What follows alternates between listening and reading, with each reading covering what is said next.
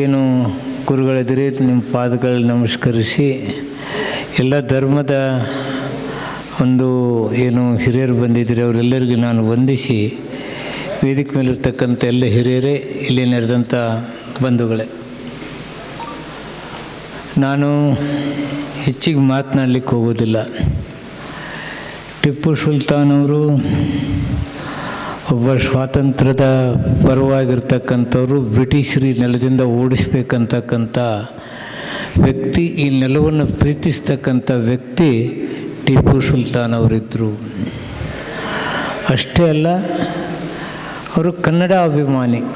ಅವರಿರುವಾಗೆಲ್ಲ ಕನ್ನಡಕ್ಕೆ ಹೆಚ್ಚಿನ ಒತ್ತನ್ನು ಕೊಟ್ಟಂಥ ವ್ಯಕ್ತಿ ಟಿಪ್ಪು ಸುಲ್ತಾನ್ ಅವರು. ಅವರಲ್ಲಿ ಅವ್ರ ಧರ್ಮ ಬೇರೆ ಇರ್ಬೋದು, ಎಲ್ಲ ಧರ್ಮಗಳನ್ನು ಪ್ರೀತಿಸ್ತಕ್ಕಂಥ ಭಾವನೆ ಇರ್ತಕ್ಕಂಥವರು ಟಿಪ್ಪು ಸುಲ್ತಾನ್ ಅವರು. ಇನ್ನೊಂದು ಧರ್ಮಕ್ಕೆ ಅವಮಾನ, ಅಪಮಾನ ಅಥವಾ ಅವ್ರ ಬಗ್ಗೆ ಕೆಟ್ಟ ಭಾವನೆಗಳು ಬರುವ ರೀತಿಯಲ್ಲಿರ್ತಕ್ಕಂಥ ವ್ಯಕ್ತಿ ಟಿಪ್ಪು ಸುಲ್ತಾನ್ ಅವರು ಇರಲಿಲ್ಲ.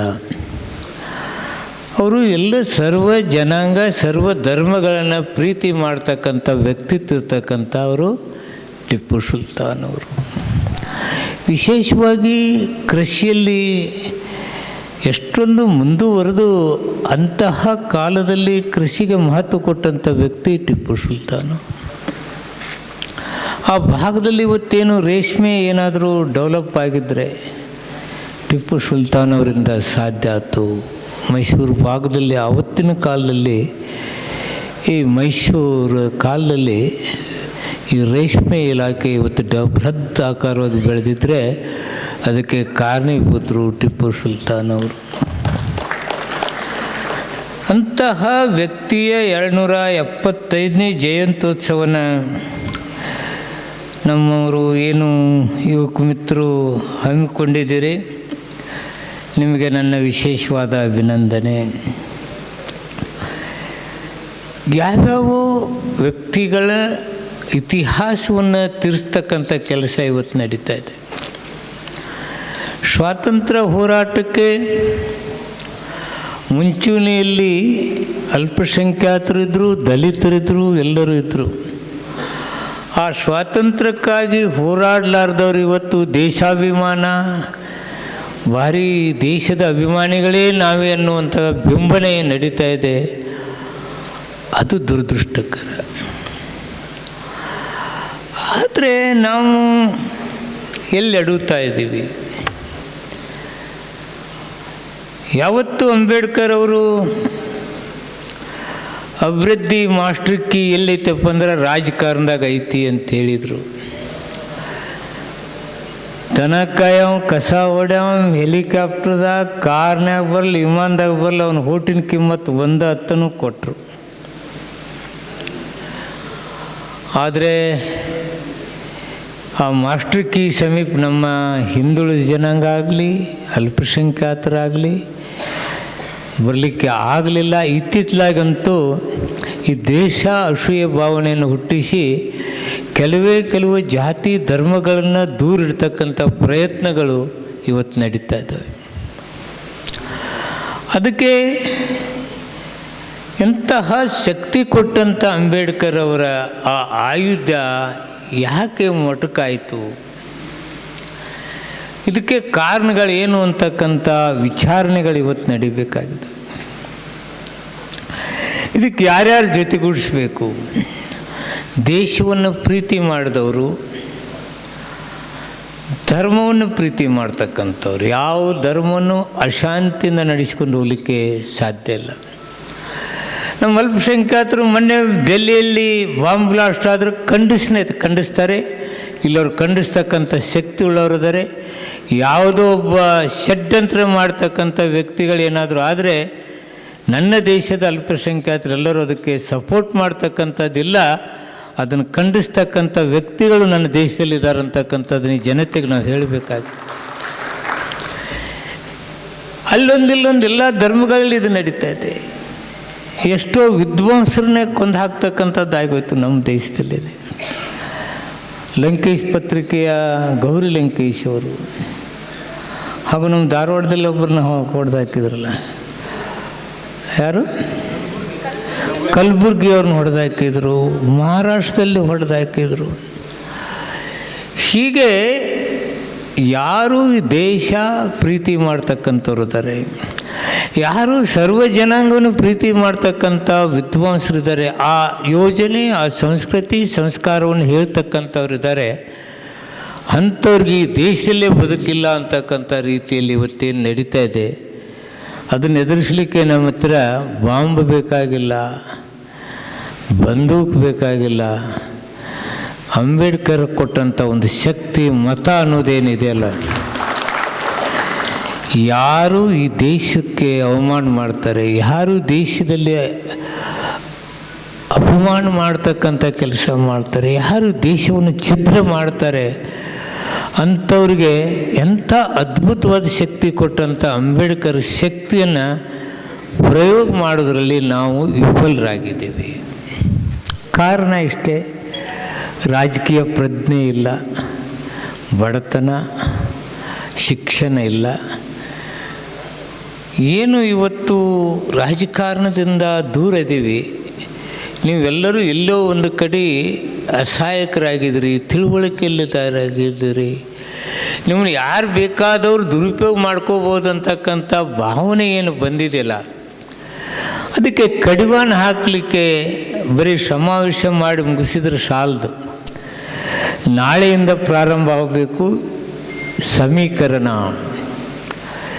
ಯಾರ್ಯಾರು ಕೂಡಿ ಏನೇನು ಮಾಡಿದ್ರೆ ನಮ್ಮ ಹಿತ ಕಾಪಾಡಲಿಕ್ಕೆ ಸಿಕ್ಕಿದೆ, ಆ ಗದ್ದಿಗೆ ನಾವು ಹೆಂಗೆ ಹಿಡಿಬೇಕು, ಆ ಗದ್ದಿಗಿಂದ ಎಲ್ಲರನ್ನೂ ನಾವು ಪ್ರೀತಿಯಿಂದ ಕಾಣ್ತಕ್ಕಂಥ ಸಶಕ್ತರಾಗಬೇಕಾದ್ರೆ ಜಾತಿ ಸಮೀಕರಣಗಳು, ಧರ್ಮದ ಸಮೀಕರಣಗಳಾಗುತ್ತೆ. ಏನದು ಮತ್ತೊಂದು ದೊಡ್ಡ ದೊಡ್ಡ ಏನು ಓದಿ ತಿಳ್ಕೊಳ್ಳುವಂಥದ್ದೇನಿಲ್ಲ. ಕೂಡಿ ಯಾವ ರೀತಿ ಮಾಡಿದ್ರೆ ನಾವು ಆ ಗುರಿ ಇಡ್ತೀವಿ, ಆ ಮಾಸ್ಟ್ರಿಕ್ಕಿ ನಮ್ಮ ಕೈಗೆ ಹೆಂಗೆ ತೊಗೋಬೇಕಾಗತ್ತೆ, ಅಷ್ಟು ವಿಚಾರ ಮಾಡಿ ಆ ದಿಶೆತ್ತ ಕಾರ್ಯೋನ್ಮುಖರಾದರೆ ಇನ್ನೊಬ್ರಿಗೇನು ಮಾತಾಡೋ ಅವಶ್ಯಕತೆ ಇಲ್ಲ. ಏನು ಧರ್ಮ ಜಾತಿಗಳಲ್ಲಿ ಭೇದ ಹುಟ್ಟಿಸಿ ಅಧಿಕಾರ ಕಿಡಿತಕ್ಕಂಥವ್ರಿಗೆ ನಾವೇನು ಮಾಡಬೇಕನ್ನೋದು ಸ್ವಲ್ಪ ಭಾಳ ಏನಿಲ್ಲ. ಇದರಲ್ಲಿ ಜಾತಿ ಧರ್ಮಗಳ ಸಮೀಕರಣವನ್ನು ಚೆನ್ನಾಗಿ ಮಾಡಿಬಿಟ್ರೆ ನಾವು 100ಕ್ಕೆ 100ರಷ್ಟು ಇಂತಹ ವ್ಯಕ್ತಿಗಳು ಧರ್ಮದ ಹೆಸರಿನಲ್ಲಿ ಅಮಾಯಕರನ್ನು ಬಲಿ ಕೊಡ್ತಕ್ಕಂಥವ್ರು, ದಲಿತರಿಗೆ ನೋವು ಕೊಡ್ತಕ್ಕಂಥವ್ರು, ಹಿಂದುಳಿದವ್ರಿಗೆ ನೋವು ಕೊಡ್ತಕ್ಕಂಥವ್ರು, ಕಟ್ಟ ಕಡೆಯ ವ್ಯಕ್ತಿಗಳು ಯಾರು ತೊಂದರೆ ಇದ್ದಲ್ಲ ಅವ್ರಿಗೆ ನೋವು ಕೊಡ್ತಕ್ಕಂಥವ್ರು ಅವರೆಲ್ಲ ಹೋಗ್ತಾರೆ. ನಾನಿಲ್ಲಿ ಹೇಳಲೇಬೇಕು, ಸಿದ್ದರಾಮಯ್ಯನಂಥವರು ಆ ಮುಖ್ಯಮಂತ್ರಿ ಆದ ನಂತರ ಬುದ್ಧಿ ಯಾವ ಗುಡಿಸಲಿನಲ್ಲಿದ್ದವರು ಇವತ್ತು ಹಸಿವಿನಿಂದ ಬಳಲ್ತಕ್ಕಂಥದ್ದಾಗೋದಿಲ್ಲ. ನಾನು ಚಿಕ್ಕವನಿದ್ದಾಗ ನೋಡಿದ್ದೀನಿ, 2 ಕ್ವಿಂಟಲ್ ಜೋಳ, 1 ಜೊತೆ ಬಟ್ಟೆ, ಊಟ, 1 ಕಾಲ್ಮರಿಗೆ 2 ವರ್ಷ ದುಡಿದವ್ರು ನನಗೆ ಗೊತ್ತಿದೆ. 2 ವರ್ಷ ಅಲ್ಲೇ ದುಡಿದು ಆ ಮಗ ಹುಟ್ಟಿತಪ್ಪ ಅಂದ್ರೆ ಅಲ್ಲೇನ ಮತ್ತೆ ಎಮ್ಮೆ ಕಾಯಕ್ಕೆ ಹೋಗೋದು. ಅಂತಹ ಕಾಲಘಟ್ಟದಿಂದ ಇವತ್ತು ಹೊರಗೆ ಬಂದ ಅನ್ನಕ್ಕಾಗಿ ಜೀತ ಇಡ್ತಕ್ಕಂಥದ್ದನ್ನು ತಪ್ಪಿಸಿದ್ದಾರೆ. ಅನ್ನಕ್ಕಾಗಿ ಅಸಹ್ಯ ಪಡ್ತಕ್ಕಂಥದ್ದು, ಅನ್ನಕ್ಕಾಗಿ ಇನ್ನೊಂದು ಮನೆ ಕೈ ಚಾಚಲಾರದು, ಅವ್ರ ಸ್ವಾಭಿಮಾನಕ್ಕೆ ಧಕ್ಕೆ ಬರಬಾರ್ದು ಅಂತಕ್ಕಂಥ ಶಕ್ತಿ ಕೊಟ್ಟಿದ್ದಾರೆ. ನಿಮ್ಗೆ ಇದೆಲ್ಲ ಆ ಅನುಭವ ಬಂದೈತಿಲ್ಲೋ ಗೊತ್ತಿಲ್ಲ ನನಗೆ. ಇಂತಹ ಮಹಾಶಕ್ತಿ ಕೊಡಬೇಕಾದ್ರೆ ಬಹಳ ಯೋಚನೆ ಇರಬೇಕಾಗ್ತದೆ. ಅಂತಹ ಯೋಚನೆಯ ವ್ಯಕ್ತಿ ಸಿದ್ದರಾಮಯ್ಯನವರು. ಇದೇನು ಸಾಮಾನ್ಯ ಶಕ್ತಿ ಏನ್ರಿದು? 2,000 ರೂಪಾಯಿ ತಿಂಗಳೇ ನಿಮಗೆ ಕಳಿಸ್ತಕ್ಕಂಥ ಸಾಮಾನ್ಯ ಶಕ್ತಿ ಏನಿದು? ಇದರಿಂದ ಎಷ್ಟೋ ಬಡವರು ಬದುಕನ್ನೇ ಬದಲಾವಣೆ ಆಗಿದೆ ಇವತ್ತು. ಅಂತಹ ವ್ಯಕ್ತಿಗಳಿಗೇನಾದರೂ ಆದಾಗ ನಾವಿದ್ದೀವಿ ಅಂತಕ್ಕಂಥ ಶಕ್ತಿ ನಾವು ತೋರಿಸ್ತಾ ಇದ್ದರೆ ಇನ್ನೊಬ್ಬ ಯಾರು ಹುಟ್ಕೋತಾರೆ? ಇದಕ್ಕೆ ಇನ್ನೊಬ್ಬರಿಂಥ ಕೆಲಸ ಮಾಡೋಕ್ಕೆ ಧೈರ್ಯ ಮಾಡ್ತಾರ? ಅದಕ್ಕೆ ರಾಜಕಾರಣದ ಅರಿವು ನಮಗೆ ಬೇಕು ಇವತ್ತು. ನೀವು ಏನು MA ಓದ್ತಿರೋ, PhD ಓದ್ತಿರೋ, ಹಂಗೆ ದನ ಕಾಯ್ತಿರೋ, ಕಸ ಹೊಡಿತಿರೋ ಏನು ನನಗೆ ಗೊತ್ತಿಲ್ಲ. ನಮ್ಮ ಗುರಿ ಯಾವಾಗಲೂ ಆ ಕಡೆನೇ ಇರಬೇಕು, ಆ ಗದ್ದಿಗೆ ಹೆಂಗೆ ಹಿಡಿಬೇಕು ಅನ್ನೋದೇ ಇರಬೇಕು, ಆ ಕಡೆನೇ ಚರ್ಚೆಗಳಾಗಬೇಕು, ವಿಚಾರಗೋಷ್ಠಿಗಳಾಗಬೇಕು, ಹುಡುಗರನ್ನ ತಯಾರಿ ಮಾಡಬೇಕು. ಅಂದಾಗ ಮಾತ್ರ ನೀವು ಸರ್ವ ಜನಾಂಗದ ಶಾಂತಿಯ ತೋಟವನ್ನು ಕಟ್ಟಲಿಕ್ಕೆ ಸಾಧ್ಯ ಆಗ್ತಿದೆ ವಿನಾ ಅವ್ರನ್ನ ಬೈಕೊಂಡು ಅಡ್ಡಾಡಿದ್ರೆ ಅವ್ರು ಹಿಂಗೆ ಅಂದಾರ ಅಂದ್ರೆ ಅವ್ರು ಹಂಗೆ ಅಂದಾರ ಅಂದ್ರೆ ಏನೂ ಆಗೋದಿಲ್ಲ ಅಂತಕ್ಕಂಥ ಮಾತನ್ನು ಹೇಳಿ ಎಚ್ಚರಿಕೆಯಿಂದ ನಮ್ಮ ಹೆಜ್ಜೆಗಳು ಜಾತಿ ಸಮೀಕರಣ, ಧರ್ಮದ ಸಮೀಕರಣಗಳ ಜೊತೆಗೆ ಈ ದೇಶವನ್ನು ಶಾಂತಿಯ, ಕುವೆಂಪು ಅವರೇನು ಹೇಳಿದ್ದಾರೆ, ಶಾಂತಿಯ ಹೂದೋಟವನ್ನಾಗಿ ಮಾಡಲಿಕ್ಕೆ ನಿಮ್ಮ ಎಲ್ಲ ಪರಿಶ್ರಮ ಇರಲಿ ಹಾಗೆ ಅಂಥೇಳಿ, ನಾನಂತೂ ಯಾವುದೇ ಜಾತಿ ಜನಾಂಗ ಧರ್ಮಕ್ಕೆ ಅನ್ಯಾಯ ಆಗಲಿಕ್ಕೆ ನನ್ನ ಅವಧಿಯಲ್ಲಿ ಸಾಧ್ಯ ಇಲ್ಲ, ಅದಕ್ಕೆ ಅವಕಾಶ ನಾನು ಕೊಡೋದಿಲ್ಲ ಅಂತಕ್ಕಂಥ ಮಾತನ್ನು ನಾನು ಹೇಳಲಿಕ್ಕೆ ಇಷ್ಟಪಡ್ತಾಯಿದ್ದೀನಿ. ಯಾವುದೇ ಜಾತಿ ಇರಲಿ, ಯಾವುದೇ ಧರ್ಮ ಇರಲಿ, ಅವ್ರಿಗೆ ಅನ್ಯಾಯ ಮಾಡ್ತಕ್ಕಂಥದ್ದು, ಶೋಷಣೆ ಮಾಡ್ತಕ್ಕಂಥದ್ದು, ಹೆದರಿಕೆ ಹುಟ್ಟಿಸ್ತಕ್ಕಂಥದ್ದು, ಇಂಥ ಶಕ್ತಿಗಳು ನಮ್ಮ ನಾಡಿನಲ್ಲಿ ಬೆಳೆದು ಅವರ ಬದುಕನ್ನು ತೊಂದರೆ ಮಾಡಲಿಕ್ಕೆ ನಾನು ಅವಕಾಶ ಕೊಡೋದಿಲ್ಲ ಹಾಗಂತ ಹೇಳಿ ಮಾತಿಗುರು ಮತ್ತೆ ಇದೀಗ ಕಾರ್ಯಕ್ರಮವನ್ನು ಉದ್ದೇಶಿಸಿ ಮಾತನಾಡತಕ್ಕಂಥ